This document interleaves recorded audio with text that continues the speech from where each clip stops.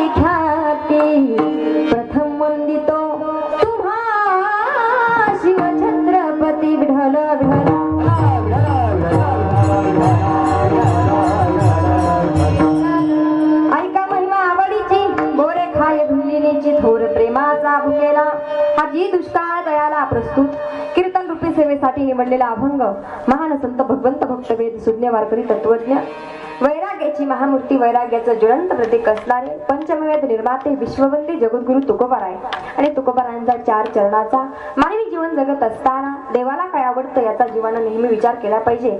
अभंगाकडे वळण्यापूर्वी अल्पसा परिहार द्यायचा तो असा आखिर कोण ब्रह्मांड नायक जगत चालक जगाचा नियंता परमपिता परमेश्वर के ज्या भगवान पांडुरंग परमात्माच्या कृपेने अखिल विश्व चालते तुझ्या सत्तेने वेदाशी बोलणे सूर्याचे चालणे तुझी आवळे ऐसा तो समर्थ ब्रह्मांडाचा धनी वर्म जाणून शरण आलो माऊली ज्ञानोबराय सांगतात म्या बोलविल्या वेदू बोले म्या चालविल्या सूर्य चाले म्या चालविल्या ब्राह्मणे जो जगाते चालिता माती पाणी उजड वारा तूच मी सारा सर्व पसारा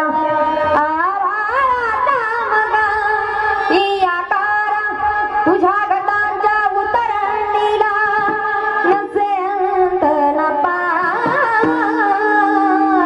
तू वेडा कुंभार विठ्ठला तू वेडा कुंभार.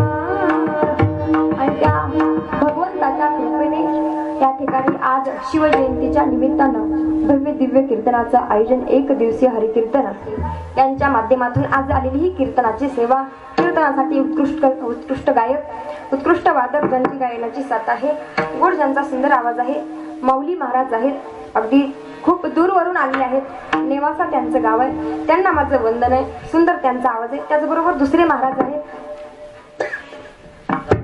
जाधव महाराज आहेत, त्यांचाही चांगला आवाज आहे, त्यांनाही वंदन आहे. मृदंगाची गोड साज करणारे मृदंग सम्राट सौरभ सागर महाराज गुंजाळ आहेत, महाराजांचंही गोड वादन आहे, त्यांनाही माझं वंदन आहे. त्याचबरोबर पेटीची साथ करणारे हरिभक्तीपरायण नितीन महाराज कानगुडे आहेत, त्यांनाही माझं वंदन आहे. त्याचबरोबर आमच्या मैत्रिणी आणि या गावच्या असणाऱ्या भाची आमच्या युवा कीर्तनकार गायनाचार्य जीवलग मैत्रीण पूजाताई आहेत, गोड त्यांचाही आवाज आहे आणि कीर्तनही फार सुंदर करतायत, त्यांनाही वंदन आहे. त्याचबरोबर आमच्या आत्या आहेत कीर्तनासाठी उपस्थित. मी त्यांना म्हणलं आत्या आज उभा राहायचे का? त्या म्हणल्या माझ्या मामाचं गाव आहे. आज आत्या सुद्धा खूप मोठ्या अंतकरणाने कीर्तनासाठी उपस्थित आहेत. पूजाताईंचा परिवारच आहे, सगळे नातेवाईक आहेत गावामध्ये, त्यांना सगळ्यांनाच माझं वंदन आहे. बापू आहे त्या ठिकाणी, पूजाताईंच्या आईसाहेब आहेत, सगळाच परिवार कीर्तनासाठी उपस्थित आहेत, त्यांनाही मनापासून वंदन आहे. दादांची शूटिंग चालू आहे, त्यांनाही वंदन आहे. सुंदर अशी साऊंड सिस्टम आहे. महिला वर्ग, पुरुष वर्ग, आबाल वृद्ध मंडळी आदरणीय वडील कीर्तनासाठी उपस्थित आहेत. तुम्ही माझ्यापेक्षा वयानं आदरानं तपानं सगळी ज्येष्ठ आणि श्रेष्ठ मंडळी आहेत. एखाद्याचा नामोल्लेख माझ्याकडून चुकून राहू शकतो, म्हणून सगळ्यांनाच एकदा वंदन करून मस्तक हे पायावरी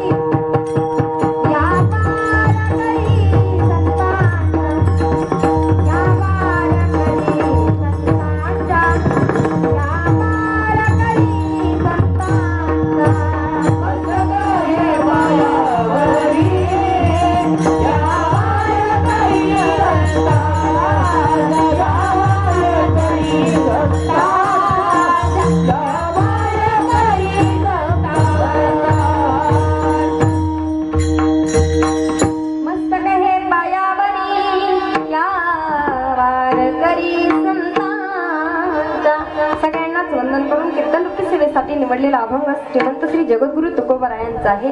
प्रथमतः महाराज अभंगाबद्दल सांगतात, देवाला काय आवडतं याचा जीवानं नेहमी विचार केला पाहिजे. ज्या भगवान परमात्माच्या अगणित कृपेने हे माणसाला शरीर मिळालंय, एकदाच मिळालेलं शरीर आहे, परत शरीर मिळणार नाही. तुमच्या जीवनातल्या सगळ्या गोष्टी तुम्हाला परत मिळतील. सुभाषितकार सांगतात, पुनर्वित्तम पुनर्मित्रम पुनर्भार्या पुनर्वही एतत् सर्व पुनर्लभ्यम न शरीरम पुनः पुनः.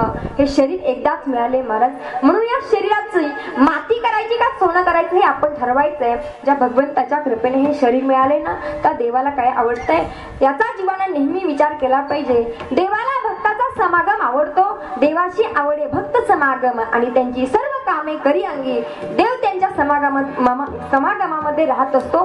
देवाला भक्तांच्या सोबत राहायला आवडतं. त्याच्यामधले एक थोर भक्त रामायण सगळ्यांना माहित आहे. एक वचनी एक पत्नी प्रभुराम, मर्यादा पुरुषोत्तम प्रभू रामचंद्र आणि त्या प्रभू रामचंद्रांच्या रामायणातील ही शबरी, त्या शबरीच्या अतिशय शुद्ध आणि सात्विक भावाची ती बोरे भगवान प्रभू रामचंद्रांना खावीत. ऐका महिमा आवडीची, बोरे खाय भिल्लिनीची. का खाल्ली? एका भिल्ल समाजाच्या मुलीच्या हातून तिच्या तोंडातली उष्टी बोर जगाच्या मालकानं खावीत, कारण तिच्या अंतकरणामध्ये भाव होता. देवा कारणे भाव तस्माद द्यावे न लगे फार सिवित्त, एक चित्त जरी झाले बहुत एवढ्यासाठी नका करू हाता हात गा. देवाला फक्त तुमचा भाव पाहिजे आणि तो भाव शबरी मातेजवळ होता, पण त्याच भावाची त्याच प्रेमाची देवाला गरज आहे, पण ते प्रेम आपल्या अंतकरणामध्ये राहिलेलं नाहीये. थोर प्रेमाचा भुकेला हाची दुष्काळ तयाला, देवाला त्या प्रेमाचा दुष्काळ पडलेला आहे. देवाचं अंतकरण एवढं मोठं आहे आणि भक्ताचंही अंतकरण तेवढंच मोठं आणि श्रेष्ठ असावं लागतं. देवाचं अंतकरण एवढं मोठं आहे, भक्ताने जर उष्ट आणलेलं असेल ना, तेही देव खातो. अगदी सुदाम देवाने हातामध्ये कोरडे पोहे घेऊन आले भेटीसाठी, तेही कोरडे पोहे देवाने खावेत.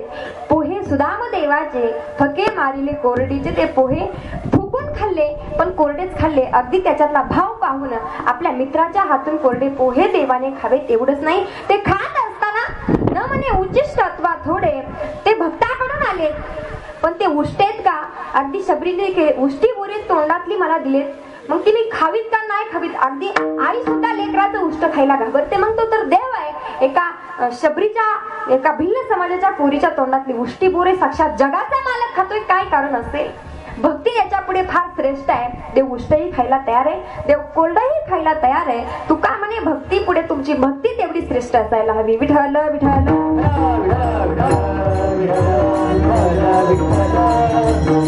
अभंगाचा अर्थ तुम्हाला सांगितलाय. आता तुम्ही झोपले तरी चालेल का महाराज? कीर्तनामध्ये झोपून चालणार नाही असं म्हणतात. कीर्तनामध्ये ज्यांना झोप लागते ना त्यांचं पूर्वजन्मीचं पाप असतं.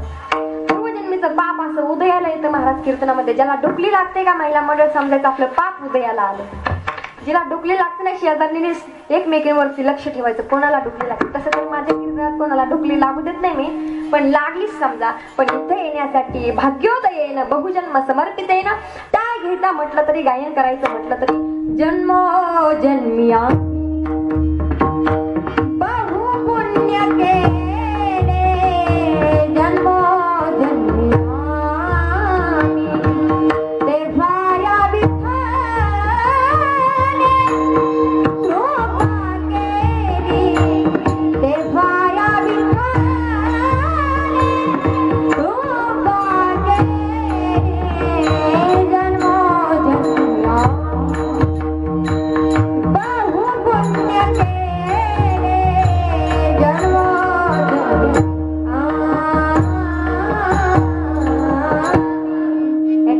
जन्मांतरीचं पुण्य असावं लागतं. बहुत सुकृताची जोडी म्हणून विठ्ठली आवडी देवाविषयी मनामध्ये प्रेम निर्माण होण्यासाठी अगोदरच्या जन्मीचं पुण्य असावं लागतं. म्हणून तुम्ही आम्ही सगळेजण पुण्यवान आहेत. सगळ्यांनी नीट बसून टाळी वाजून कीर्तन ऐकायचं. विठ्ठल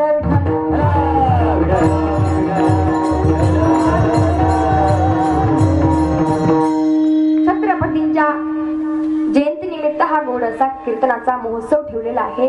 धर्म काय असतो हे छत्रपतींनी आम्हाला शिकवलं. धर्म काय असतो हे संभाजी राजांनी आम्हाला शिकवलं. बरोबर आहे की नाही? धर्म रक्षावया अवतार घेसी आणि आपल्या पाळीशी भक्त जना किंवा धर्माचे पालन करणे पाखंड खंडन हेची आम्हा करणे काम बीज वाढवावे नाम. छत्रपतींनी धर्म काय असतो ना या महाराष्ट्राला दाखवून दिलं. आपल्यामध्ये छत्रपती शिवाजी महाराज फक्त 50 वर्ष राहिले. 50 वर्षाच्या कालखंडामध्ये छत्रपती शिवाजी महाराजांनी अगदी 35 वर्षामध्ये महाराष्ट्र जोडला. मला सांगा महाराज, आपण आपलं 70-80 वर्षाचं जीवन जगतो. 70-80 वर्षाच्या जीवनामध्ये सध्या आपल्याला अगदी मर्यापर्यंत 4 माणसं सुद्धा जोडता येत नाहीत. माझ्या छत्रपतींनी अगदी 35 वर्षाच्या कालखंडामध्ये अवघा महाराष्ट्र कसा जोडला असेल. बुद्धी आणि चातुर्य एवढं होतं ना. आज आम्हाला वाटतं आम्ही छत्रपतींसारखं व्हावं. छत्रपतींसारखं व्हायचं असेल तर विचारही तेवढे श्रेष्ठ असावे लागतील. बुद्धी आणि चातुर्य एवढंच नाही, त्यांनी स्वराज्य घडवलं एवढीच गोष्ट नाही, फार शीलवान होते राजे. शीलवान, कर्तृत्ववान आणि स्त्रियांचे अगदी प्रत्येक स्त्रीला आई मानावं अशी त्यांची भावना होती. एका नजराण्यामध्ये एक स्त्री, सुंदर अशी स्त्री छत्रपतींना पाठवली होती. नजराण्यामध्ये आलेली स्त्री अगदी सैनिकांनी मावळ्यांनी सांगितलं, महाराज आज नजराण्यामध्ये एक एवढी सुंदर स्त्री पाठवली आहे. छत्रपतींनी त्या स्त्रीला अलीकडे बोलून घेतलं. तिच्याकडे पाहिल्याच्या नंतर ती एवढी देखणी आणि एवढी सुंदर होती ना. छत्रपती म्हटले, अशीच आमची आई असती सुंदर रूपवती, आम्हीही तसेच झाले असतो वदले छत्रपती. म्हणजे आमची आई सुद्धा आईच्या एवढी सुंदर असती ना, मीही आज सुंदर झालो असतो. प्रत्येक आईला स्त्री मानणे, प्रत्येक स्त्रीला आई मानण्याची भावना ज्यांच्यामध्ये होती ना, ते होते छत्रपती शिवाजी महाराज. आज आम्हाला वाटतं छत्रपती शिवाजी महाराज व्हावं. लोक छत्रपती महाराज, छत्रपती तुम्ही परत जन्माला या, तुमची या महाराष्ट्राला फार गरज आहे असं नाव लिहितात गाडीवरती पाठीमागं. आणि पुढे तोंडात गोवा असतो. ईदभर वाढलेली छत्रपतींसारखी दाढी असते, कपाळावरती चंद्राची कोर कोरलेली असते आणि तोंडात गोवा मावा गुटखा असतो. कुठे कुठे गटारीत पिऊनही पडलेले असतात. आणि राजे तुम्ही परत जन्माला या. कशाला येतील महाराज परत तुम्ही जन्माला? तुम्ही गटारीत पडलेले बघायला येतील का? असं चालणार नाही. अगदी त्यांचे विचार एवढे श्रीमंत होते ना. विठ्ठल विठ्ठल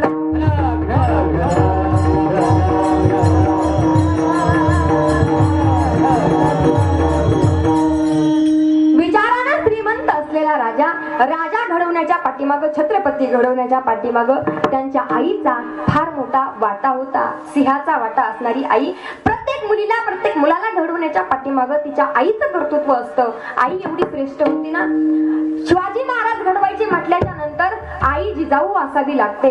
आमच्या जिजाऊ सकाळी 8 वाजता टीव्ही पुढे बसलेला महाराज शहाजीराजे एकटेच येतात, गॅसवर चहाचं पातेलं ठेवते, चहा करून पातेलं घासून निघून जाते, तरी हिचं टीव्ही बघायचं मालिका संपत नाही. महाराज कसे येते छत्रपती शिवाजी महाराज जन्माला? नाहीत नाही येणार महाराज जन्माला. मालिका बघून अगदी छत्रपती आईच्या गर्भामध्ये असताना जिजाऊ माता काय करायच्या? भीमाच्या अर्जुनाच्या महाभारतातल्या गोष्टी वाचायच्या, सांगायच्या छत्रपतींना, आणि तोच बाळ जन्माला आल्याच्या नंतरही त्याला अर्जुनाच्या भीमाच्या गोष्टी सांगितल्या जायच्या, आणि तेच विचार आपल्या मुलाच्या मनावरती त्यांनी बिंबवले. अगदी 16व्या वर्षी या स्वराज्याची स्थापना करून सुंदर असं स्वराज्य छत्रपतींनी निर्माण केलं.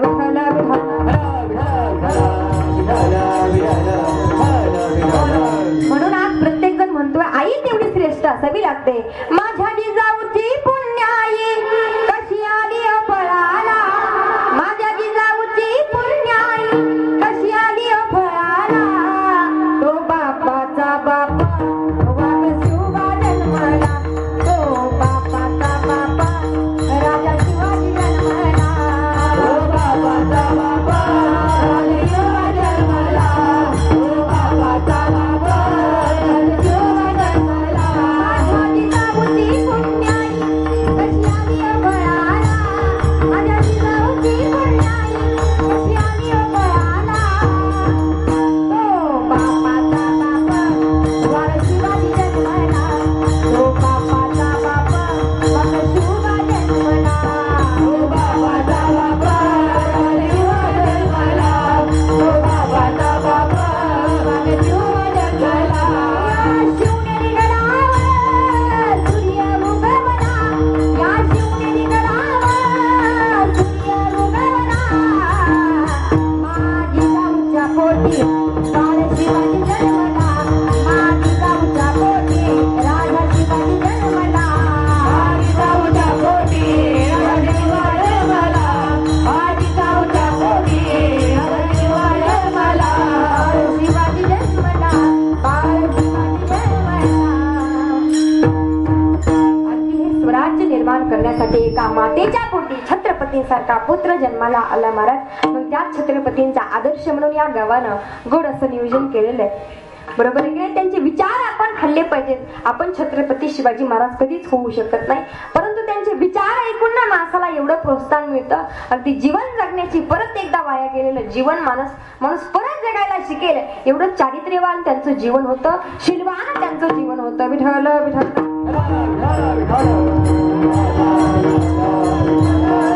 पण आज आम्हाला छत्रपती ऐकायला नको, आज आम्हाला स्वामी विवेकानंद ऐकायला नको, आज आम्हाला भगतसिंह ऐकायला नको, आज आम्हाला कोणीच नको ऐकायला महाराज. रात्रंदिवस मोबाईल बघायचा, नको त्या गोष्टी करायच्या. आम्हाला देव धर्म देश याच्याशी काही गरज नाही, पण ही भारताची भूमी एवढी पवित्र आहे. धन्य ही भारतवर्षे, धन्य अस्य परंपरा, भारतीय जनधन्य, धन्य अस्य संस्कृती प्रधान देशामध्ये आपण जन्माला आलेली माणसं आहोत. नंतर एके रात्री एका पोराने मेसेज केला एका मुलीला. मेसेज केला, आपण काय करतो हे तुम्हाला सांगते. एका मुलानं मेसेज केला, हे सगळे तू जर झोपली असशील तर मला स्वप्न पाठव, तू जर हसत असशील ना तर मला हास्य पाठव, तू जर रडत असशील ना तर मला अश्रू पाठव.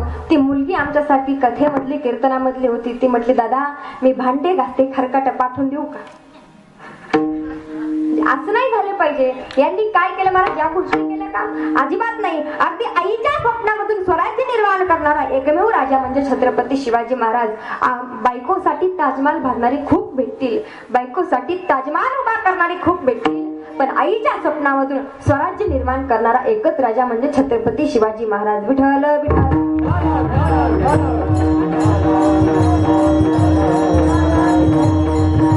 आज आपल्या गळ्यामध्ये हातामध्ये टाळ, आज आपल्या दारामध्ये तुळस आणि मंदिरावरचा कळस कोणामुळे जिवंत असेल ना तर फक्त महाराष्ट्राचे राजे छत्रपती शिवाजी महाराज. शिवाजी महाराज नसते ना महाराज तर आज सुद्धा मला मागणी मागावी लागली असती. आपल्याला सगळ्यांना गुलामगिरीमध्ये जगावं लागलं असतं, मागणी मागावी लागली असती. महाराज हुजूर मैं कीर्तन पेश करना चाहती हूँ, क्या कर सकती हूँ? महाराज मला कीर्तन करू वाटलंय, तुम्ही करू का? अशी मागणी मागावी लागली असती. पण आज मी लहान असताना सुद्धा या स्टेजवरती उभा राहून सगळ्यांसमोर कीर्तन करू शकते ना, ही छत्रपतींनी दिलेली देणगी आहे महाराज. हे त्यांचे आपल्यावरती असणारे उपकार आहेत. विठ्ठल विठ्ठल.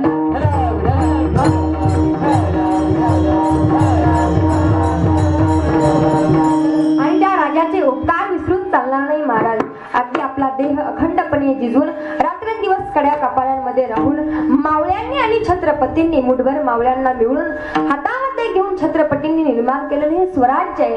एक एक गड किल्ला जिंकण्यासाठी अतोनात कष्ट घ्यावे लागले. रात्रीचा दिवस करून दिवसाची रात्र करून हे स्वराज्य निर्माण करत असताना छत्रपतींनी विचार नाही केला जाती आणि पातीचा. लढत असताना मावळ्यांनी कधी विचार केला नाही दिवस आणि रात्रीचा, कारण त्यांना अभिमान होता या महाराष्ट्राच्या मातीचा.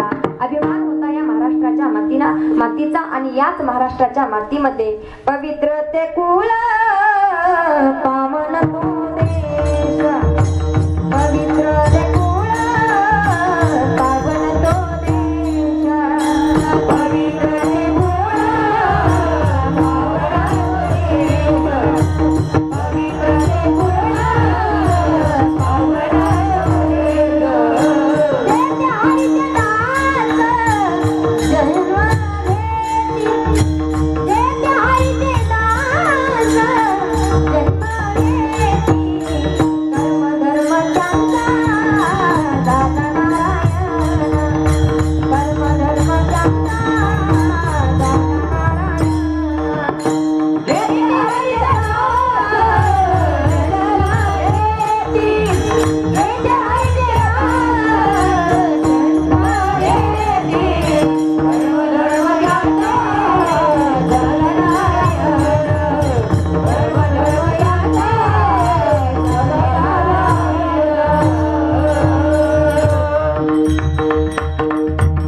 पवित्र ते कुळ पावन तो देश, जे त्या हरीचे दास जन्म घेती, जे त्या हरीचे दास जन्म घेती, पवित्र ते कुळ पावन तो देश. या पवित्र आणि पावन कुळामध्ये आपण जन्मलेली माणसं आहोत. आणि याच पवित्र देशामध्ये श्री संत होऊन गेले जगद्गुरु तुकोबाराय. तुकोबारायांचा 4 चरणाचा अभंग आहे. आणि त्या शबरीचा महिमा, त्या शबरीचा आवडीचा महिमा देवाला सुद्धा आवडला. शबरी म्हणजे रामायणामधली. रामायण आपण सगळे ऐकतो. हम कथा गुणाते राम सकल गुण धामगी, हम कथा गुणाते राम सकल गुण धामगी, रामायण है पुण्य कथा श्रीराम की, रामायण है पुण्य कथा श्रीराम की. आणि त्या प्रभू रामचंद्रांच्या त्या जीवन चरित्रामधली ही शबरी अगदी एका राजाची, जंगलाचा राजा एवढंच नाही तर भिल्लाचा राजा असणारा शबर राजा, त्याच्या पोटी एक सुंदर मुलगी जन्माला आली. तिचं नाव आहे शबरी. शबरी लहानाची मोठी झाली. अगदी कीर्तनामध्ये लगेच लहानाची मोठी होते बरं का. तुम्ही म्हणताना आताच कस काय मोठी झाली, कीर्तनामध्ये लगेच मोठी होत असते. शबरी लहानाची मोठी झाली. 20, 21, 22 वर्षाची झाली का वडिलांनी तिचं लग्न ठरवलं. त्या राजाला एकुलती एक मुलगी होती. आपल्या मुलीचं एवढं मोठं थाटामाटानं लग्न करायचं ना वडिलांनी ठरवलं. पण असताना तो बाप आहे ना भिल्ल समाजाचा राजा होता. आता भिल्ल समाजाचे लोक काय करतात आपल्याला वेगळं सांगायची काय गरज आहे. त्या शबरीला आपल्या वडिलांनी केलेलं कार्य अजिबात आवडत नव्हतं. पण काय करावं, शेवटी वडील आहेत, ऐकावं लागतंय वडिलांचं, म्हणून शांत बसायची. शबरीचं लग्न ठरवलं. शबरी लग्नाला ही तयार आहे. उद्याच्याला लग्न होणार आहे. पण आजच्या रात्री घरामधून बाहेर पडली. बाहेर बघितल्याच्या नंतर फार मोठ्या जनावरांची दावण तिच्या घरासमोर लागली. जंगलातले फार मोठमोठे प्राणी दारामध्ये आणून बांधलेले आहेत. शबरीने विचारलं, बाबा एवढे मोठे प्राणी दारामध्ये कशासाठी आणून बांधलेत. त्यावेळेस सांगितलं, बाळ उद्या तुझं लग्न आहे, फार मोठी माणसं येणार आहेत, फार मोठी वराडी मंडळी येणार आहे लग्नाला. आणि लग्नाला आलेल्या वराडी मंडळीला जेवण म्हणून हे पशु आणि प्राणी कापून यांची हत्या करून मेजवानी बनवली जाणार आहे. याच्यापासून त्यांना सुंदर असं भोजन दिलं जाणार आहे. शबरीने विचार केला. तिला धक्का बसला, अरे माझ्या लग्नामुळे जर एवढ्या मुक्या प्राण्यांचा जीव जात असेल ना, मी लग्न नाही केलेलं चालेल. माझ्या डोक्यावरती केवढं पाप असेल माझ्या लग्नासाठी इतक्या प्राण्यांचा बळी देणार आहे. अजिबात असं कार्य, हे वाईट कार्य मी घडू देणार नाही. शबरीने ठरवलं. मला तर ज्ञान आहे, पशु प्राणी आहेत, मुके प्राणी आहेत, त्यांना ज्ञान नाही महाराज. पशु काय पाप पुण्य जाणती, उत्तम मध्यम भोग भोगी ती, पण मला सगळं ज्ञान आहे, मी तर मानवी जीवन जगते ना. शबरीने विचार केला, हे वाईट कार्य कार्य घडू द्यायचं नाही. त्याच रात्री शबरीला काय करावं ते कळेना. अगदी उद्याचा दिवस उजडणार आहे. शबरी आज रात्री विचार करते. रात्रभर पहाट व्हायला लागली. शबरीने ठरवलं घर सोडायचं. त्याच रात्री ती शबरी घरामधून बाहेर पडली. जंगलाच्या कडेला तिचं घर आहे आणि त्या जंगलामधून बाहेर पडल्याच्या नंतर जंगलामध्ये फिरायला लागली. चालता चालता विचार करते, मी जर चालतच राहिले ना या जंगलामध्ये अशीच फिरत राहिले, माझा बाप जंगलाचा राजा आहे, कुठून ना कुठून मला नक्कीच कुठून शोधून नक्कीच काढेल. मी कुठं लपून बसू, काय करू. असं बोलत असताना मनामध्ये विचार करत असताना त्या जंगलामध्ये एक उंट होता, मेलेला उंट. त्या मेलेल्या उंटाच्या पोटाजवळ जाऊन बसले. एवढा घाण आणि दुर्गंध वास त्या उंटाचा येत होता ना, तिथे एखादा वेगळ्या जंगलामधला प्राणी सुद्धा जात होता. एवढा घाणेरडा वास सुटलेला. त्या वासामध्ये शबरी जाऊन बसली. का बसली तर कोणाला वाटणारही नाही की एवढ्या घाणेरड्या वासामध्ये एखादी मुलगी, एका राजाची मुलगी जाऊन बसेल. फार मोठे सैनिक शोधायला आले. सगळेजण तिथून कडेने फिरून जात आहेत, पण शबरी त्यांना दिसत नाही, कारण त्या गोष्टीकडे नजरच जात नाही, लक्ष जात नाहीये. घाणेरडा वास सुटलाय. तिथं शबरी 1-2 दिवस राहिली. एवढा दुर्गंध वास तिच्या नाकामध्ये बसलेला आहे. तिथून उठली, चालायला लागली. तहान लागली, भूक लागली. चालते, काय करू, पाणीही दिसत नाही. चालत असताना त्या जंगलामध्ये तिला एक आश्रम दिसला.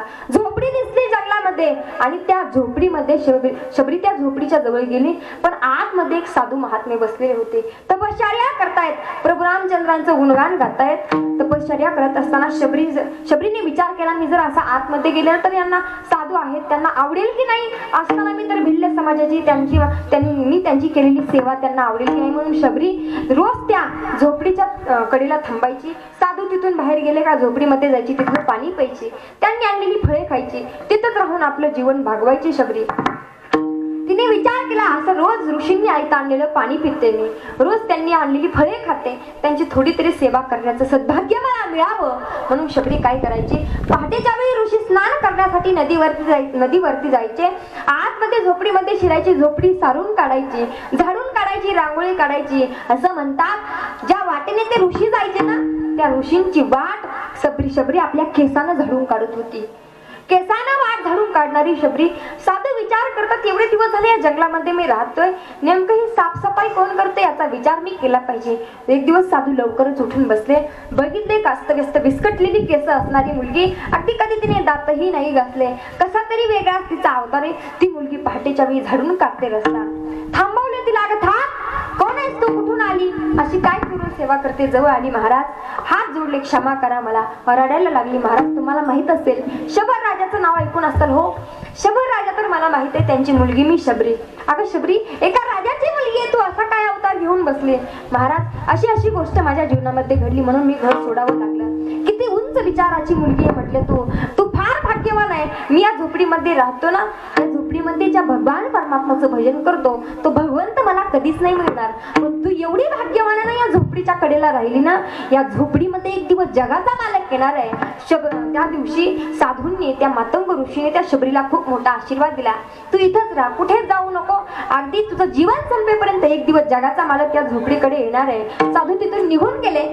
परत कधीच त्या झोपडीकडे येणार नव्हते ते साधू.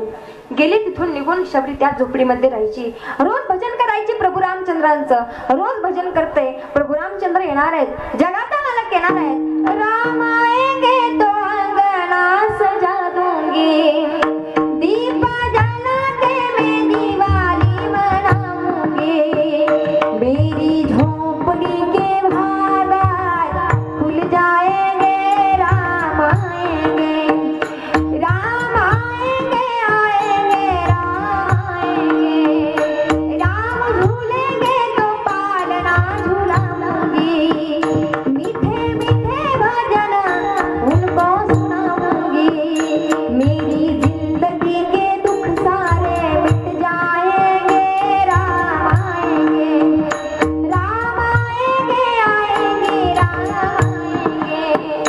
त्या दिवशी प्रभू रामचंद्र येतील ना, जब मेरे राम जी का आवन होगा, सबरी के कोटियों का पावन होगा, जब मेरे राम जी का आवन होगा, सबरी के कोटियों का पावन होगा, जब मेरा जी का आवन होगा, जब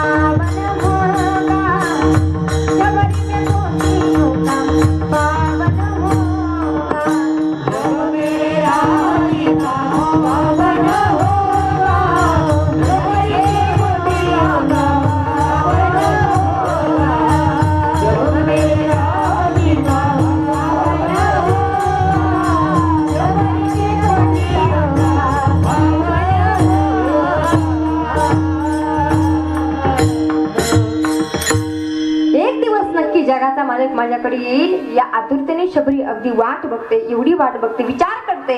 जगाचा मालक प्रभू रामचंद्र देव भगवान परमात्मा माझ्याकडे येणार आहे. या जंगलामध्ये काय देऊ मी त्यांना खाण्यासाठी? माझ्याकडे त्यांना देण्यासाठी काहीच नाहीये. काय द्यावं? जगाचा मालक येणार आहे विचार करते. पण त्याच जंगलामध्ये बोरीची झाडं होती. बोर आहेत का इकडं? देवळाली, अय देवळाली, बोर आहेत ना? असं करा ना मग. बोरं माहितीये, ती बोरं शबरी तोडायची. एक एक बोर तोडायची, गोड असलेला बोर चाखून बघायची, टोपलीमध्ये टाकायची. कडू असलेलं बोर फेकून द्यायची, गोड असलेली बोरे टोपलीमध्ये टाकायची. प्रत्येक बोर चाखून बघते, प्रत्येक बोर उष्ट करते. असं करत करत त्या शबरीने एक टोपलीभर बोरे तोडली. ज्या दिवशी टोपली भरणार होती त्या दिवशी जगाचा मालक येणार आहे. ज्या दिवशी टोपली भरली त्या दिवशी जगाचा मालक येणार आहे असा विचार करायची. असा एक दिवस उजडला. त्या जंगलामध्ये पक्ष्यांचा किलबिलाट, सुंदर असं सूर्याचं तेज अंगणामध्ये पडलेले. शबरी उठून बाहेर आली. आज तिला नक्कीच चाहून लागली देव माझ्याकडे येणार आहे. एवढंच नाही, तिने विचार करापर्यंत साक्षात प्रभू रामचंद्र तिच्या समोर. प्रभू रामचंद्र, सीता माता आणि लक्ष्मणजी तिघजण तिला दिसते. पळतच गेली महाराज जवळ, आलिंगन दिलं. एवढी रडली महाराज ती शबरी, एवढी रडली, ढसढसा रडली, रडून रडून एवढी रडली महाराज. रडताना तिने आपल्या अश्रूंनी प्रभू रामचंद्रांचे पाय धुतले. मला सांगा, शबरीकडे पात्र नव्हतं प्रभू रामचंद्रांचं पाय धुण्यासाठी. पात्र म्हणजे ताट. पात्र नव्हतं त्या जंगलामध्ये, त्या झोपडीमध्ये पात्र नव्हतं देवाचं पाय धुण्यासाठी. पण तिची पात्रता एवढी मोठी होती की आपल्या डोळ्यातल्या अश्रूंनी जगाच्या मालकाचे पाय धुवावेत. अगं शबरी, एवढं रडायला काय झालं? आज चालून मी तुझ्याकडे आलोय. देव कधीच कोणाच्या घरी जात नाही महाराज. जातो का? आपण पंढरपूरला जातो का? पंढरपूर आपल्याकडे येतं का कधी? येईल का महाराज? देव आपल्याकडे नाही येत, पण शबरीकडे देव येतोय. किती भाग्यवान आहे शबरी तू. देवा, मी फार दिवसापासून तुमची वाट बघितली.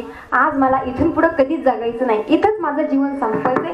जीवन संपवण्याच्या अगोदर शबरी तू एवढे दिवस माझ्यासाठी जगली, माझं भजन केलं या जंगलामध्ये राहून. सगळ्या गोष्टी मला माहित आहे. पण मला खाण्यासाठी काही आणलंय की नाही? त्यावेळेस पळत झोपडीमध्ये गेली आणि त्या ठिकाणी अशी बोराची टोपली समोर आणली. आणि त्या बोराच्या टोपलीमधून एक बोर जगाच्या मालकानं हातामध्ये घ्यावं आणि खावं. त्या शबरीच्या आवडीचा महिमा महाराजांनी अभंगाच्या पहिल्या महिमा वडीची, ऐका महिमा वडीची, ऐका महिमा वडीची, ऐका महिमा वडीची, ऐका महिमा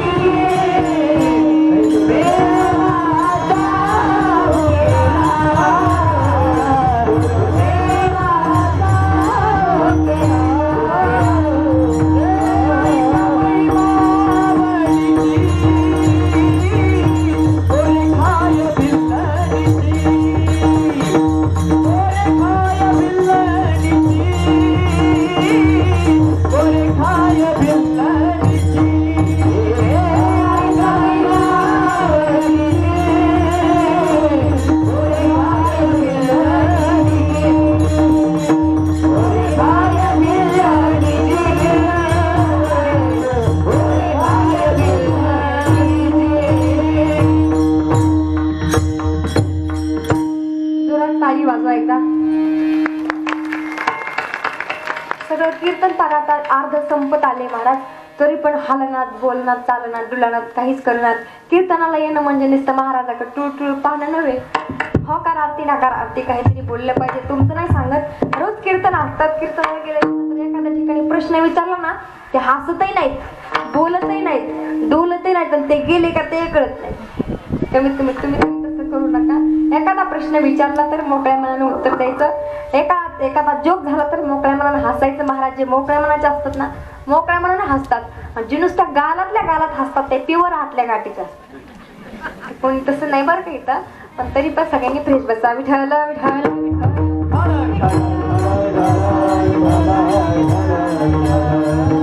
महाराजांनी सांगितलं शबरीच्या आवडीचा महिमा.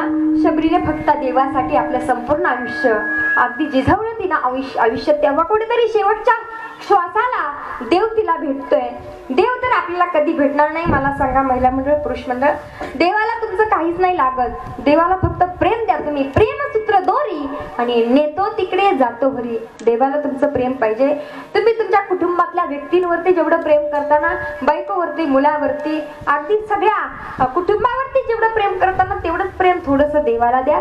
देव प्रेम सुख देई, प्रेम सुख देई.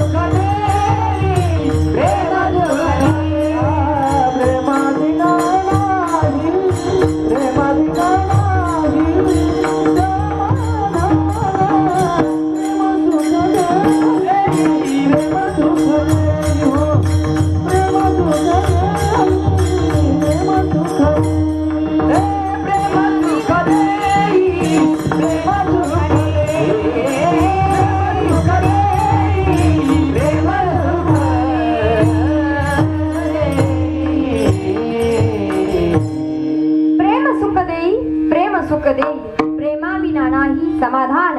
त्या प्रेमाची देवाला गरज आहे, पण आपल्या अंतःकरणामध्ये शुद्ध प्रेम नाही. भजन माणसाला लोकांना आवडत नाही. महाराज तुम्ही आता बसलेले इथं असलं, तुम्ही सगळे बसलेले परमार्थिक माणसं आहेत, मला असं म्हणायचं नाही, पण काही काहींना वाटत असेल काय यांची इवळाइवळी चालली काय माहिती. आम्हाला तर काहीच कळत नाही महाराज यातलं, पण हे कला आहे महाराज, हे कोणालाही मिळत नाही. अगदी ज्याला मिळत नाही ना, कितीही गासत तुम्ही 80-80 85 वर्ष झाले लोकांना, तरी पेटीचा स्वर लागत नाही महाराज. ही देणगी असते, बरोबर आहे की नाही. विठाल विठाल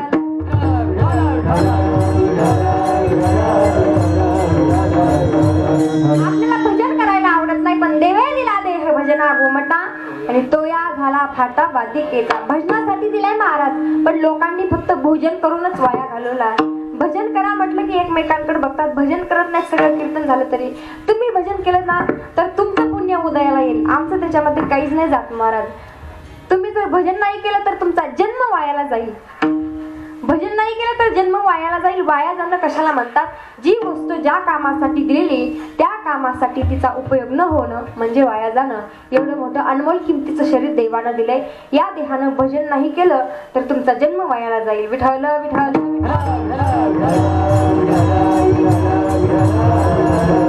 पण लोकांना आवडत नाही. स्वभाव आहे तो लोकांचा, बरोबर आहे की नाही. प्रत्येकाचा वेगळा वेगळा स्वभाव असतो. महिलांचा, पुरुषांचा, अगदी लहान मुलांचा, कीर्तनकाराचा, गायनाचार्यांचा, सगळ्यांचा वेगळा वेगळा स्वभाव आहे. स्वभावावरून एक उदाहरण सांगते गोड. एका राज्यामध्ये एक राजा राहत होता. त्याचं नाव आहे हरिश्चंद्र राजा. राजा त्या राज्यामध्ये राहतोय. राजा राहत असताना अगदी सगळ्या सुखसुविधा त्या राज्यामध्ये आहेत. राजा आहे तो, कुठल्याच गोष्टीची त्याला कमी नव्हती, पण फक्त त्याचं लग्न झालेलं नव्हतं. का झालेलं नसेल? आता फक्त मुली जास्त राहिलेल्या नाहीत, मुलं जास्त झालेत, मुली कमी झाल्यात. बिना लग्नाचे अख्ख्या गावामध्ये बघितले तर 30-35 तुमच्या गावातलं सोडून सांगते बरं का, आमच्या तिकडे. तुमच्या गावातले सगळे चांगले आहेत, सगळ्यांचे लग्न झालेत असं मला म्हणायचे. झालेत का? खरं सांगा ना मला. हा, घाबरू नका. झालेत का? मग 50% झालेत का? म्हणजे मला सांगायचंय काय, मुलीला जास्त मार्केट, आता मुलीपेक्षा तिच्या आईला जास्त मार्केट आले महाराज. त्यांना जर विचारलं तुमची पोरगी कोणाला द्यायची, नाकात न तन्न तिला झटका. अजिबात आमची पोरगी कोणाला द्यायची नाही. बरं ज्याला द्यायची ना त्याला फार मोठी नोकरी असायला हवी, 20 एकर जमीन असायला हवी, 2-4 गाड्या पाहिजेत, बंगला पाहिजे, सगळं पाहिजे आमच्या पोरीला. आणि त्याला सासू सासरी नसायला पाहिजे. मग घरात गेल्यावर काय भिताडाला बोलायची काय मागणी म्हणतात. मला सांगायचंय मुलींना जास्त किंमत आहे. मग त्या राजाला मुलगी भेटत नव्हती, काही कारण असतील त्याला मुलगी भेटत नव्हती, लग्न झालेलं नव्हतं. त्याच राज्यामध्ये एक वैदिन आली. वैदिन माहिती नाही इकडे येते का? वैदिन इकडे कारखानाच आहे वाटतं वैदिन. कधी कधी पूजाशीकडे जातात, पूजा सांगत असते इकडे कारखाना आहे असं तसं. आणि ती वैदिन आली महाराज, डोक्यावरती टोपली घेऊन आली. ती मोठमोठ्याने म्हणायला लागली सुया घे, पिना घे, अजून काय काय म्हणायला लागली. मोठमोठ्याने म्हणते खुळखुळा घे. तुम्ही म्हणतात बरी आली डोंबळवाडी म्हणून. मी नव्हती, ती वैदिन होती. मोठ्याने म्हणायला लागली राजा बाहेर आले. कोण मुलगी रे? सुंदर तिचा आवाज आहे, दिसायलाही देखली. राजानं बघितलं. राजाने बघितल्याच्या नंतर सांगितलं सैनिकांना त्या पोरीला आतमध्ये घेऊन या. पोरीला आतमध्ये घेऊन आल्याच्या नंतर तिला वाटलं राजाने मला आज बोलवलंय, माझ्याकडून काही वस्तू हवी असतील, एखादी गोष्ट घ्यायची असेल. विचारलं राजासाहेब आज तुम्ही मला बोलवलंय, काही काम आहे का माझ्याकडून? काही साफसफाई करून घ्यायची का? असं नाही, मला तुमच्यासोबत लग्न करायचंय. तिला वाटलं मस्करी करत असेल राजा. राजासाहेब अशी मस्करी करू नका, आम्ही कमी समाजामधले आहेत, अशी आमची मस्करी करणं बरोबर नाही. अगं मस्करी नाही करत, खरोखर लग्न करायचंय. आता कोणत्या मुलीला वाटतं नको राजासोबत लग्न करायला? ती शांत बसली. थोड्या वेळानं बोलली राजासाहेब लग्न करायचंय नक्की, पण ही गोष्ट माझ्या वडिलांना विचारावी लागेल. कोणासमोर कधी न झुकणारा राजा एका वैद्याच्या घरी गेला आणि त्याच्या झोपडीसमोर जाऊन उभा राहिला. तो झोपडीतला वैद बाहेर आला आणि ह्या राजानं त्याला नमस्कार केला. ज्याचं जमत नसेल ना तिकडे गेले ना महाराज असताना वाकून नमस्कार करायचा, लगेच जमत. नमस्कार केला महाराज त्याने. नमस्कार केल्याच्या नंतर राजासाहेब असे का म्हणाले, माझ्याकडे काही काम पडले का? काही नाही महाराज, मला तुमच्या मुलीसोबत लग्न करायचंय. वडिलांना खरं वाटेल ना एक राजा एका वैदिनच्या मुलीसोबत कधी लग्न करेल का?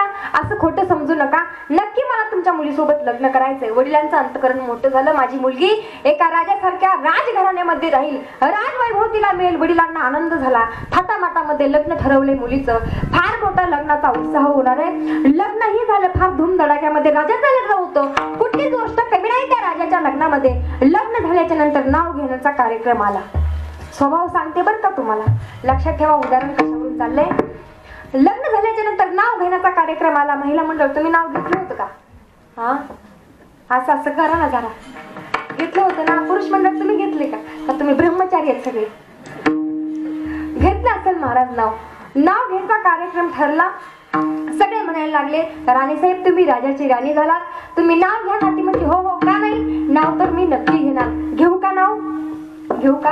असं माझ्याकडे बघू नका, माझं झालं नाही अजून. घेऊ का नाव? मी नाही नाव घेणार, त्या राणीने जे नाव घेतलं ना ते नाव घेते. गोड सुंदर तिने नाव घेतलं. पांढऱ्या पांढऱ्या दुधावर मोमो साय, पांढऱ्या पांढऱ्या दुधावर मोमो साय, हरिश्चंद्र राजाचं नाव घेते भाकर वाढ ग मा. हे मनाचं नाही महाराज, याचं सगळे प्रमाण आहे.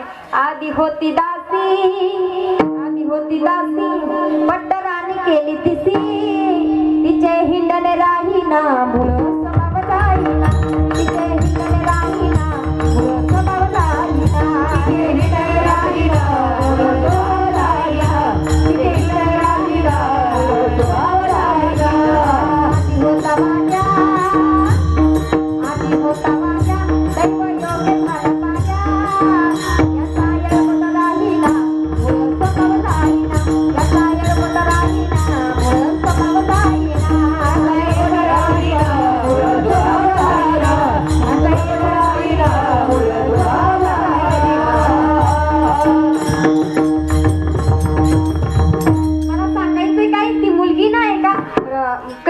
कमी घरातून उच्च घरामध्ये गेली.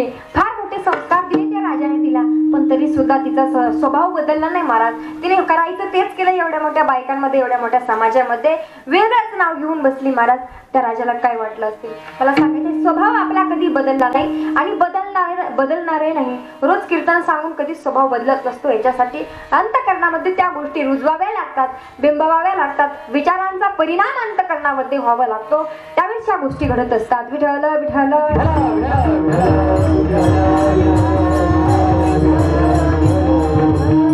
भजन केलं शबरी मातेनं. त्याच याच भजनाचा परिणाम देवानं तिच्या हातून बोरे खावी. याच प्रेमाचा देवाला दुष्काळ आहे. अभंगाचं दुसरं चरण. थोर प्रेमा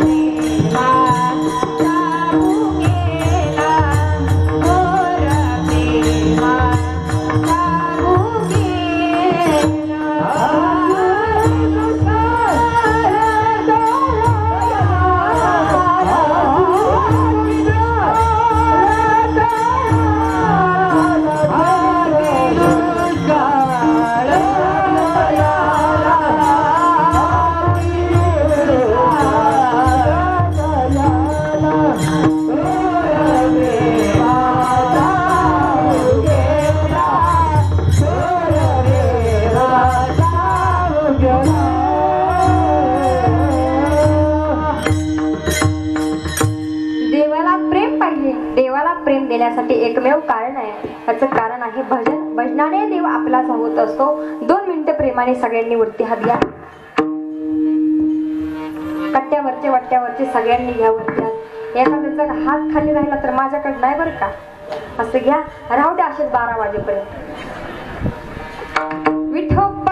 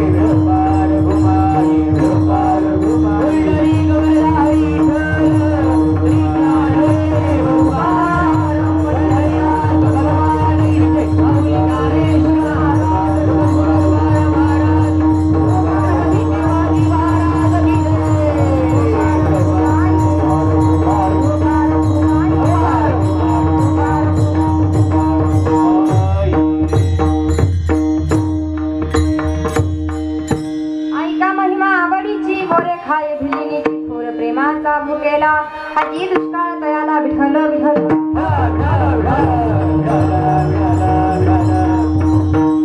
प्रेम द्यायला शिका, प्रेम घ्यायला शिका. दुसरं जीवनामध्ये काहीच नाही म्हणा. शेवटी काय येणार आहे आपल्या जीवनामध्ये? काहीच नाही. अगदी आपलं चांगलं कर्म. आपण गेल्याच्या नंतर आपली कीर्ती अजरामर राहावी. छत्रपती शिवाजींसारखी राहावी. छत्रपती शिवाजींसारखं, छत्रपती शिवाजी महाराजांसारखं आपलं जीवन असावं.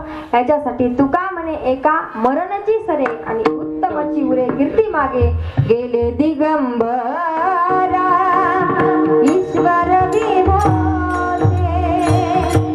गेले दिगंबरा ईश्वर विभोते. राहिराच्या कीर्ती जगारी, राहिराच्या कीर्ती जगारी.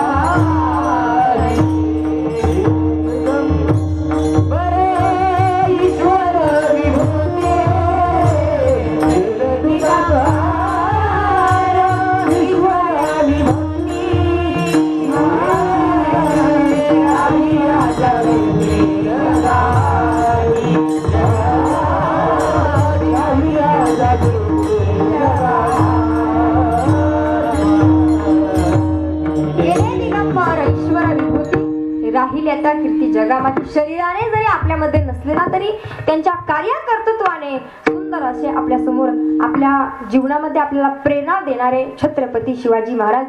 आणि त्या शिवाजी महाराजांच्या जयंतीचा हा उत्साह अगदी प्रत्येक तरुणाला छत्रपतींसारखं घडावं असं जर वाटत असेल ना तर त्यांचे विचार एवढे श्रीमंत होते ना. महाराजांचे विचार श्रीमंत होते. एवढंच नाही, मावळ्यांचे सुद्धा विचार तेवढे श्रीमंत होते. अगदी छत्रपतींविषयी एवढा आदर होता त्यांना. एका मावळ्याचा लढाई करत असताना हात तुटले महाराज. दोन्ही हात तुटल्याच्या नंतर हात दोन्हीही तुटलेल्या हाताचा मावळा रडायला लागला. रडत असताना छत्रपती त्याच्या जवळ गेले. म्हटले, अरे तू माझ्या स्वराज्यामध्ये रडत असताना तुझे हात तुटले याचं फार मला दुःख आहे. आज मी तुझ्याकडे आलोय, तुझ्या झोपडीमध्ये आलोय तुला भेटण्यासाठी. याच्याबद्दल तुला काय देऊ? आज स्वराज्य देऊन टाकतो, माझ्यामुळे तुझे हात तुटलेत, नेमकं काय पाहिजे तुला माझ्याकडून? त्यावेळेस तो मावळा आणखी जसा रडायला लागला. राज हात तुटल्यात म्हणून मी रडणारातला नाही. राज हात तुटलेत मी म्हणून रडत नाही मी, पण आज स्वराज्याचा संस्थापक छत्रपती शिवाजी महाराज माझ्या दारामध्ये आले आणि त्या छत्रपतींना मुद्रा करण्यासाठी माझ्याकडे हात नाहीत ना, या गोष्टी तर रडूही महाराज, या गोष्टीचं रडायला येतंय. एवढंच नाही, हिरोजी इंदोलकर नावाचा एक मावळा होता. आग्र्याच्या मोहिमेवरती छत्रपती शिवाजी महाराज गेले आणि तिकडून यायला किती दिवस लागतील याचा काही अंदाज नव्हता. त्या मोहिमेमध्येच ती मोहीम करत असताना तिकडेच फार दिवस छत्रपती शिवाजी महाराजांना गेले. इकडे तो हिरोजी इंदोलकर नावाचा जो मावळा आहे त्याच्यावरती ते रायगडाची बांधणी करण्याचं कार्य त्याच्यावरती सोपवलेलं होतं. रायगड बांधायचा होता आणि ते कार्य त्या हिरोजी इंदोलकर वरती सोपवलेलं होतं. हिरोजी इंदोलकरनी अगदी रायगडाचं कार्य पूर्ण करीत आणलेलं होतं. पण अगदी छत्रपती शिवाजी महाराज फार दिवस झाले आग्र्याला गेलेले आहेत, आणखीन आलेले नाहीत. रायगडाची बांधणी करत असताना पैशाची अडचण येते, अनेक अडचणी येत आहेत. एक दिवस पैसे कमी पडले, अर्ध काम राहील, राजे परत येईपर्यंत सगळा गड बांधून झाला पाहिजे असं त्याला वाटायचं. राजही अजून येत नाहीत, काय करावं? इथं कोणी मदत करायलाही मला तयार नाही. म्हणून त्या हिरोजी इंदोलकरनं आपलं घर सुद्धा विकून टाकलं, आपली जमीन विकून टाकली. रस्त्यावरती राहायला लागला तो हिरोजी इंदोलकर. छत्रपतींना ही कुठलीच गोष्ट माहित नाही, आग्र्यावरून यायला किती दिवस लागतील ही त्या हिरोजी इंदोलकरना माहित नाही. सगळी बांधणी केली त्याने त्या रायगडाची, सगळं बांधकाम झालं. आता फक्त वरती रायरेश्वराचं मंदिर बांधायचं राहिलेलं आहे. रायरेश्वराचं मंदिराची स्थापना करायची. रायरेश्वराचं मंदिरही बांधलं. मंदिर बांधत असताना सगळं काम पूर्ण करायचंय. सगळं काम पूर्ण केलं त्या गडाचं, पण गडाचं काम पूर्ण करत असताना एक पायरी बांधायची ठेवली, एक पायरी लावली नाही. छत्रपती ज्यावेळेस माघारी आले ना, गड पाहून छत्रपती शिवाजी महाराजांना फार आनंद वाटला. हिरोजी इंदोलकरला अगोदर आलिंगन दिलं, जवळ घेतलं. म्हटले, हिरोजी तू तर मला वाटलंही नव्हतं अजून गड तयार झालं असेल. फार तुझे माझ्यावरती उपकार आहे, त्याच्याबद्दल काहीच उराचं काहीच नको. एक मला संधी द्या, मी सगळं काम पूर्ण केलं राजा, मला काहीच नको, एक मला संधी द्या. काय संधी द्यायची तुम्हाला बोला ना. ही मी पायरी एक बांधायची ठेवली, का ठेवली असेल? अरे ही पायरी बांधायची का ठेवली विचारलं छत्रपतींनी. महाराज माझी विनंती, ही पायरी बांधत असताना हा जो चिरा आहे ना याच्यावरती हिरोजी इंदोलकर असं नाव लिहा, कारण प्रत्येक वेळेस छत्रपती येथून रायरेश्वराचं मंदिरामध्ये ज्यावेळेस दर्शन घ्यायला जातील ना त्यावेळेस छत्रपतींचा पाय माझ्या नावावरती पडेल याचा मला अभिमान आहे. मी गड बांधला याचा मला अभिमान नाही, छत्रपतींचा पायाचा स्पर्श माझ्या नावाला झाला ना तरी माझं जीवन पूर्ण झाल्याची मला या गोष्टीचा मला आनंद मिळेल. म्हणून काय करा, मला एक संधी द्या, या पायरीवरती माझं नाव लिहा आणि या पायरीवरती चढून रोज तुम्ही रायरेश्वराचं दर्शन घ्यायला जा. अगदी छत्रपतींच्या डोळ्यामध्ये अश्रू आले. अरे किती समर्पण आहे तुमचं आमच्यासाठी. संगती करत असताना छत्रपतींची संगती करत असताना मावळे लढले, एवढे लढले महाराज. लढत असताना कधी त्यांनी आपल्या घरच्यांचा, परिवाराचा, कुटुंबाचा विचार न करता अगदी स्वराज्य निर्माण केलं. ज्या ठिकाणी छत्रपतींचं स्वराज्य होतं ना तिथं कुठलीच गोष्ट कमी नव्हती. ज्या ठिकाणी मुघलशहाचं राज्य होतं त्याला मुघलशाही म्हणायचे, ज्या ठिकाणी निजामशहाचं राज्य होतं त्याला निजामशाही म्हणायचे, ज्या ठिकाणी आदिलशहाचं राज्य होतं त्याला आदिलशाही म्हणायचे. पण जिथं माझे छत्रपती राहायचे ना त्याला स्वराज्य असं म्हणायचे. छत्रपतींना सुद्धा शिवशाही असं नाव देता आलं. शिवशाही न देता स्वराज्य, प्रत्येक मावळ्याला हे माझं राज्य आहे, मी निर्माण केलेलं राज्य आहे असं वाटावं म्हणून या राज्याला स्वराज्य असं म्हटलं जातं. विठ्ठल विठ्ठल.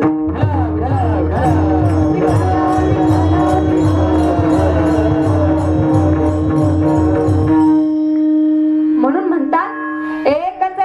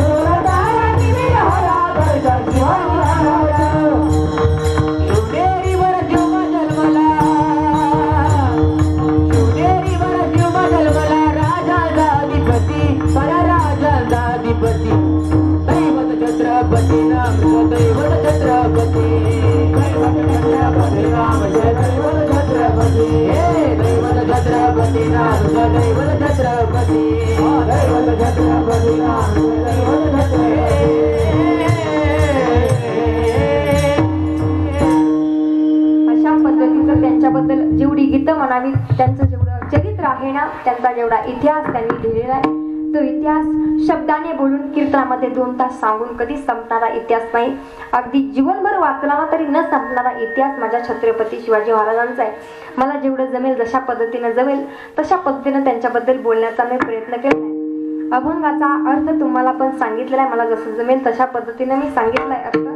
अगदी छत्रपतींचा विषय मध्येच आल्यामुळे अभंगाकडे जास्त जाता आलं नाही. तरी पण 3ऱ्या चरणामध्ये महाराज सांगतायत, पोहे सुदाम देवाचे फके मारिले कोरडीचे. सुदामदेव तुम्हाला सगळ्याला माहित आहे. भगवान श्रीकृष्णाचा अतिशय जवळचा आणि जिवलग मित्र म्हणजे सुदामदेव. लहानपणापासून सुदामदेव आणि भगवान श्रीकृष्ण एकत्र राहायचे. लहानपणापासून एकत्र राहिलेला देव आणि मित्र यांचं एवढं अगणित प्रेम होतं एकमेकांवरती. पण सुदामदेवावरती वेगळी फार वाईट वेळ आली. सुदामदेवाची एवढी गरिबी होती ना, गरिबीमध्ये मुलं घरामध्ये अन्न करून मरायला लागली, तरी सुद्धा सुदामदेवानं भजन नाही सोडलं. बायको म्हणते, महाराज तुम्हाला झालंय तरी काय, घरामध्ये अन्नाचा कणही नाही, तुम्ही नुसतं कृष्णाचं भजन करता, रोज कृष्णाचं भजन करता. भजनाने काय घरामध्ये अन्नधान्य तर काहीच येत नाही, उलट आम्ही अन्न करून पाणी करून मरायला लागलो. माझी एक विनंती आहे तुम्हाला मालक, मी असं ऐकलंय तुमचा मित्र आहे ना, द्वारकेचा राजा आहे, का बरं त्या कृष्णाकडून काही मागून आणत नाही? थोडीशी मदत मागून आणा, काहीतरी मागा ना त्याला. आपली उपजीविका भागेल, आपलं जीवन भागेल. आपल्यासाठी नको, आपल्या मुलांकडे पाहून तरी काहीतरी मागून आणा. देव आहे तो नक्की काहीतरी देईल. पत्नीचं ऐकावं लागतं. ऐकता ना तुम्ही? माना हलवा ना. तिचं नाही ऐकलं तर तुम्हाला तुकडा पण मिळणार नाही. माना हे खरी गोष्ट आहे. अगदी त्या सुदामदेवाला सुद्धा आपल्या पत्नीचं ऐकावं लागेल. ठीक आहे म्हणे, मी जातो त्या कृष्णाकडे, जाणार आहे मी कृष्णाकडे, पण त्या मित्राच्या घरी जाताना काहीतरी खाण्यासाठी दे ना ग मला. त्याला खाण्यासाठी काहीतरी न्यावं लागेल. बायको 4 घरामध्ये गेली. बायकोचं नाव आहे सुशिला. 4 घरामध्ये गेली. 4 बायकांकडून पोहे वेगवेगळे आणले. एका ताटामध्ये पुडीमध्ये बांधले ते पोहे त्या सुदामदेवाच्या हातामध्ये दिले. सुदामदेव ते पुडीत बांधलेले पोहे हातामध्ये घेऊन निघाले द्वारकेकडे. जात असताना विचार करतायत, कृष्ण माझा मित्र आहे, त्याला हे पोहे आवडतील का नाही काय माहित, पण माझं कर्तव्य मित्राच्या घरी जाताना कधीच रिकाम्या हाताने जायचं नाही, म्हणून हे पोहे घेऊन चाललोय. जात असताना आपल्या गरिबीची लाज वाटते. अंगावर ते फाटलेले कपडे आहेत, डोक्यामध्ये टोपीही नाही. तो तर द्वारकेचा राजा आहे, मला काय बोलेल, पण असू द्या, माझी भक्ती तर त्याला कळेल ना, मला काहीतरी मिळेल त्याच्याकडून, म्हणून चालले सुदामा. जवळ गेले द्वारका नगरीच्या जवळ. तिथं दोन चोपदार समोर राजवाड्याच्या समोर उभा राहिले होते. दोन पहारेकरी उभे होते. कुठून आलात महाराज? असा वेगळा अवतार, कधी आंघोळ केली होती की नाही? वेगळे विचार, तुम्ही वेगवेगळा अवतार घेऊन येतात, काय काम आहे राजवाड्यामध्ये, सांगा आम्हाला. त्यावेळेस सुदामदेवाला राग आला. अरे कुठे आहे तो कृष्ण? बोलवा त्याला बाहेर. अरे कृष्ण कोणाला म्हणतो? द्वारकेचा राजा आहे, कृष्ण परमात्मा म्हण त्याला. मी कृष्णच म्हणतो त्याला लहानपणापासून. बोलवा त्या कृष्णाला. अरे द्वारपालो कन्हैया से कह दो, अरे द्वारपालो कन्हैया से कह दो, इधर पे सुदामा गरीबा कन्या है, इधर पे सुदामा गरीबा कन्या है. अरे द्वारपालो कन्हैया से कह दो, इधर पे सुदामा गरीबा कन्या है, इधर पे सुदामा गरीबा कन्या है. आन सर पे है पगड़ी, नतन पे है जामा, बता दे कहीं आंखों नाम है सुदामा.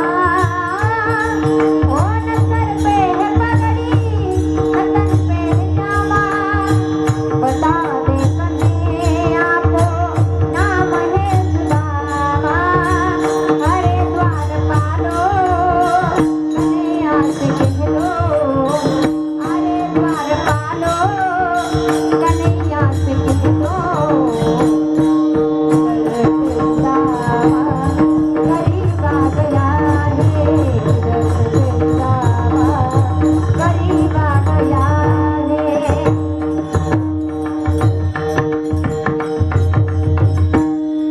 सांगा त्या कृष्णाला. आलाय सुदामा.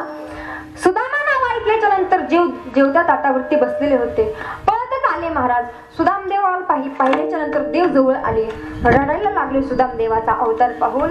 सुदामदेव म्हणतात, देवा बघ ना माझी कशी झाली. गरिबी फार वाईट असते रे देवा, गरिबी एवढी वाईट असते ना, गरिबी माणसाला सुखाने जगू देत नाही, पण तुझ्या भजनासाठी मी गरिबीही स्वीकारायला तयार आहे. तुला वाटतंय ना मी गरीब राहावं, मी गरीबही राहायला तयार आहे. तुला जसं ठेवायचं ना तसं ठेव. देखो देखो ए गरीबी, ए गरीबी का हाल. माझ्या जीवाचे हाल तुला दिसतायत ना देवा, तरी पण एवढा कसा निष्ठुर आहे, मला खाण्यासाठी तू अन्नही देत नाही. बोलले सुदामदेव फडफडा. सुदामा माफ कर मला, तू कधी माझी भेटही घ्यायला आला नाही. मला कसं समजेल तुझ्या जीवनामध्ये काय चालली, तू भजन करतोय की दुसऱ्या काही गोष्टी करतोय, मला काही माहित नाही. आज माझ्याकडे आलाय. बरं सुदामा तू आलाय माझ्याकडे, येत असताना तू काही आणलंय की नाही? अभंगाचं तिसरं चरण. ओ हे सुदामदेवाची, ओ हे सुदामदेवाची, कोई सुदामदेवाची, कोई सुदामदेवाची,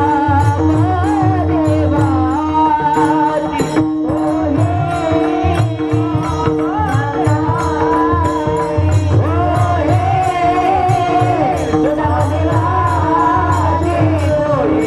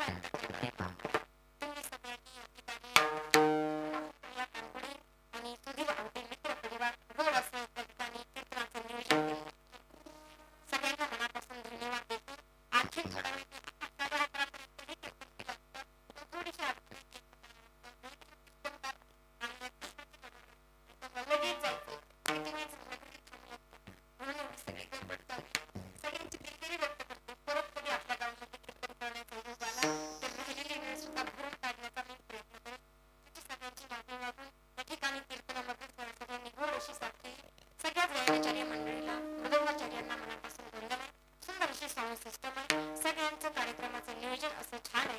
सगळ्यांनाच एकदा मनापासून वंदन करते. झालेली सेवा छत्रपती शिवाजी महाराजांच्या चरणी अगदी तुकोबरायांच्या ज्ञानोबरायांच्या पांडुरंग परमात्म्याच्या चरणी समर्पित करून शिवेला पूर्णविराम. ज्ञानेश्वर माऊली ज्ञानराज माऊली माऊली ज्ञानेश्वर माऊली ज्ञानेश्वर माऊली राम कृपा राम कृपा राम कृपा विठ्ठल जय जय जय जय जय जय जय जय जय जय जय